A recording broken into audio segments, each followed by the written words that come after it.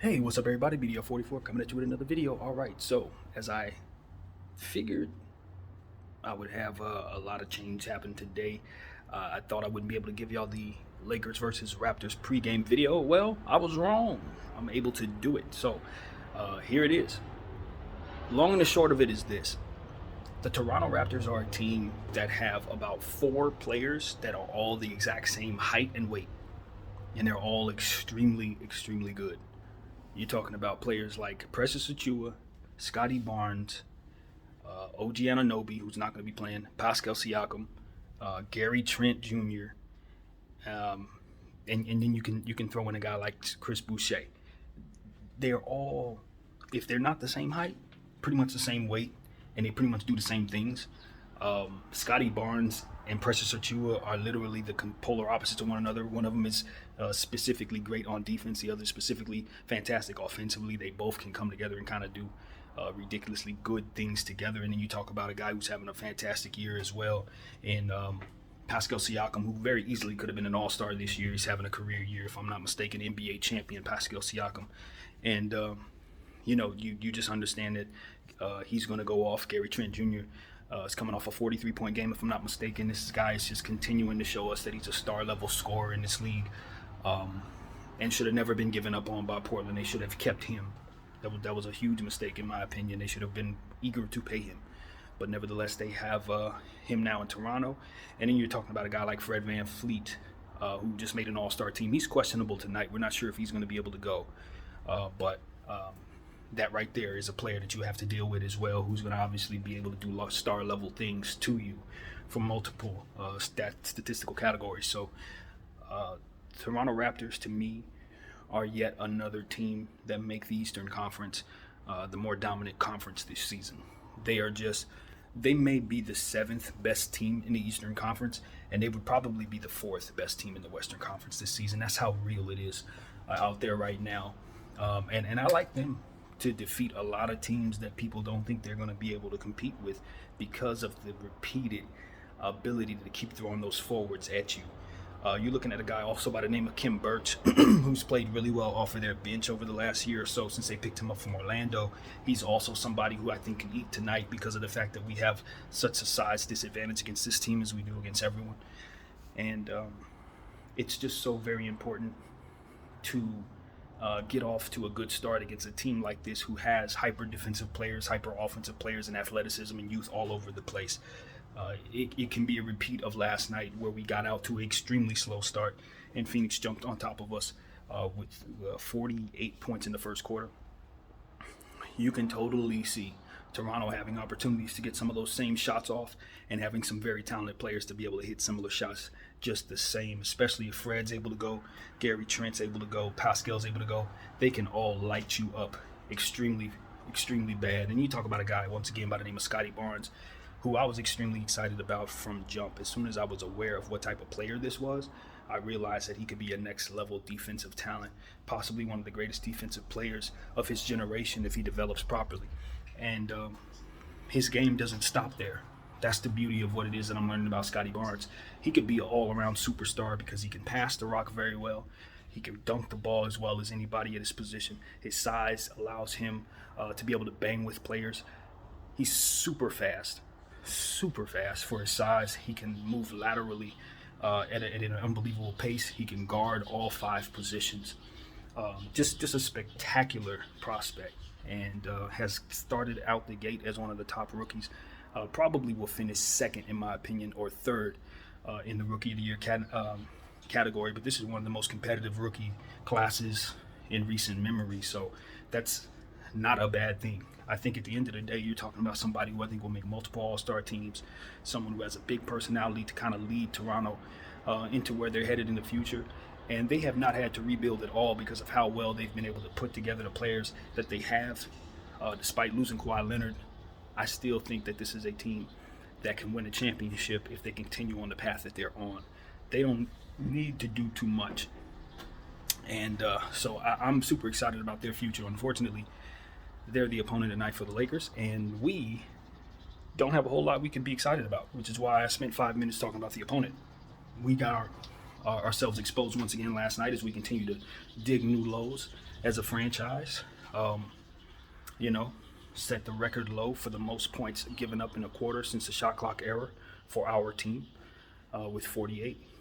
We ended up losing the game by, I think it was 29 points or something like that, maybe 30 points. And the score, I believe, was 140 to 111. So that right there will let you understand just how bad our team has been doing. LeBron James was active last night, but I don't think his health was really all there last night as well. So he did his best, but I think he relied upon a three-point shot a little too much. And what can you say, man? Since we got off to such a slow start, we needed those points and we needed them quickly. We just didn't have the offense last night, and the defense, of course, suffers because of the lack of size, as we talk about daily. So, but the fact of the matter is, we have to hop on a plane an hour after that, fly back here, and then get ready for a team that's going to come at us just as tough as Phoenix did, with probably just as much confidence.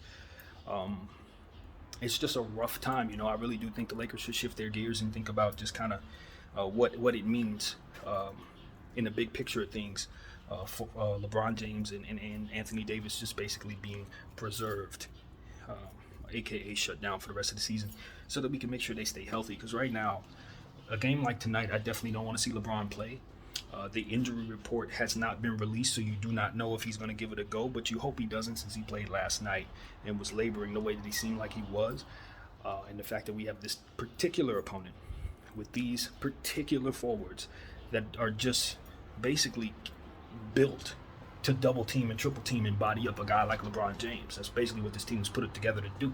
So I would look at this and say, okay, we got to play this team twice in 1 week, because we get them again, I think next Friday or something like that. So at this point, it's like, all right, maybe we just not necessarily shut him down, but start limiting the games that he plays for the rest of the season. Maybe only see him 5 more times for the rest of the season. That's how you handle that. Instead of shutting him down, you just give him a bunch of DMPs, because you want to keep him healthy. Whether you're moving forward with him or not, you understand that knee is nothing to play with, regardless of our circumstances or whatever.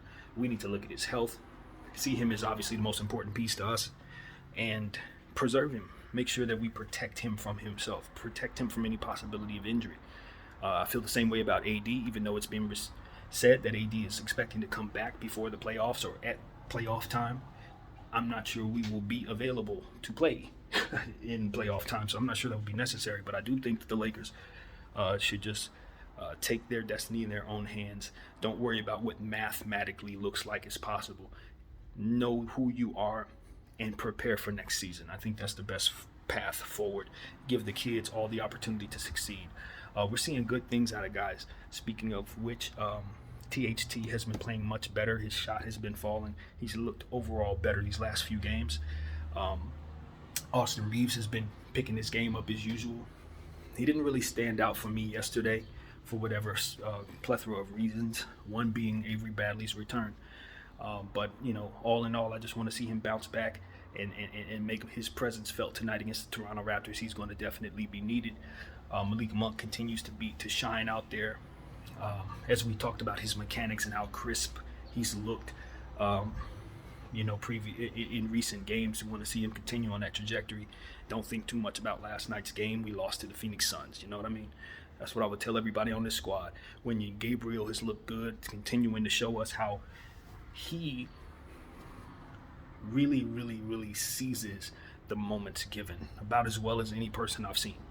That's what stands out about him amongst many, many, many players over the years, is how intent he is on making each and every minute that he's on the floor count.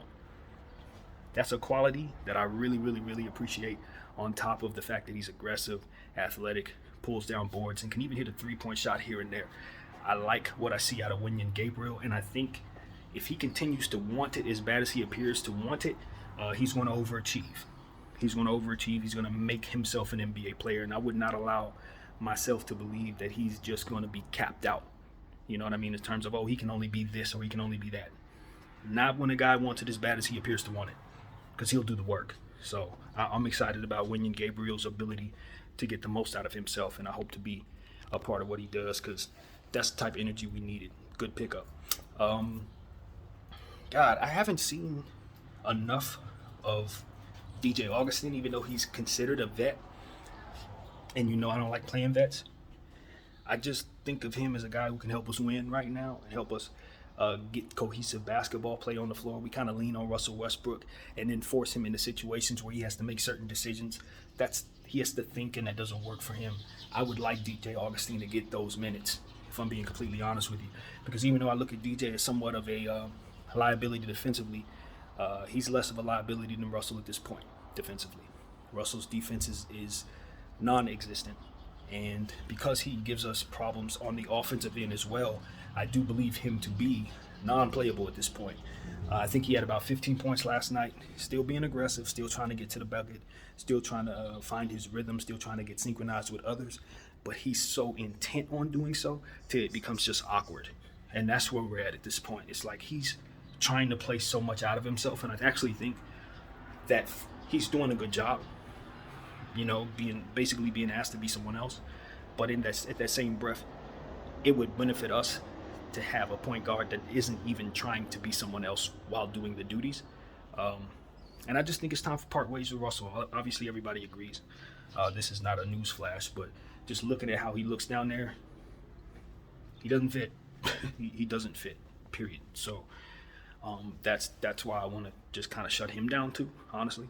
Not just about his health, but more so just about getting the most out of the team and making sure that everybody who's down there is able to ascend in value over the next 17 or 16 games or whatever. That should be our goal. So I haven't heard anything about Kendrick Nunn. That's something I'm curious about. Obviously, at this point, shut him down. That's literally more than obvious at this point. If we thought we could get him back out there 100% and healthy to raise his trade value, that would be the only reason to do so. But given the fact that he's had so many setbacks, I'm cool. Don't even do it. So, I'm hoping we shut him down. Carmelo Anthony's been playing well. Got to give him credit. Got to give him honors for just sticking it out with his boy Bron. That's what I see is happening down there. He's just going down with the ship. And for somebody who doesn't have a championship, I want him not to. Not as a Laker fan, but as a Carmelo Anthony fan. As somebody who's watched Melo for a long time, who's liked his game for a long time, who's just, given the game a lot over the years. Obviously, he chose money in a lot of situations, but I think that was honorable for him because he has a seed. As most men, you got to just take the bag. When you don't come from nothing, you got an opportunity to seize a couple dollars. Seize a couple dollars. You got a God-given talent. He got exhausted the most. Out of his financial opportunities, and because of it, he'll be fine. But I think it probably cost him a ring. I don't think he should be sacrificing an opportunity at a ring anymore. You sacrificed it to align your pockets and ensure that your family was straight. That's what's up.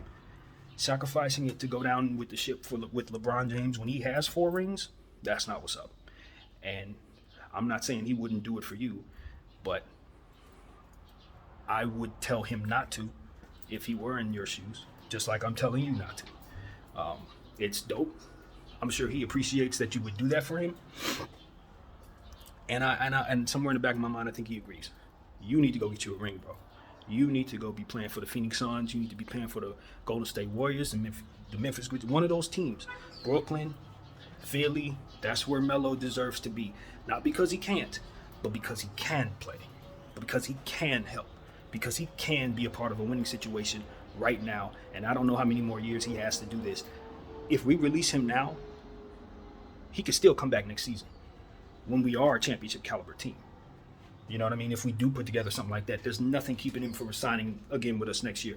But right now, for his betterment, I want to see him on a contender and in a playoff situation, not going down with the ship with us. No. So that's how I feel about that. And I got about 2 minutes left to talk. Can we upset the Toronto Raptors? I don't see any possible way that's going to happen. I just don't. I don't think we match up well against this team. I think they're going to provide us so much size. They have such gifted defensive players that happen to be their stars. It's just going to be tough. They're going to run us out the gym. Transition was a big problem for us yesterday. Turnovers were big problems for us yesterday. Getting scored in the paint was a big problem for us yesterday. These are things that Toronto does. All the things that we got beat up doing, getting beat up with yesterday, that's the stuff that they're going to work into their equation. They have a fantastic coach, one of the very best in the league, in Nick Nurse. NBA champion, and it's just tough, man. You know, this is what people were telling us. We have the toughest schedule left. Two games with Toronto in 1 week.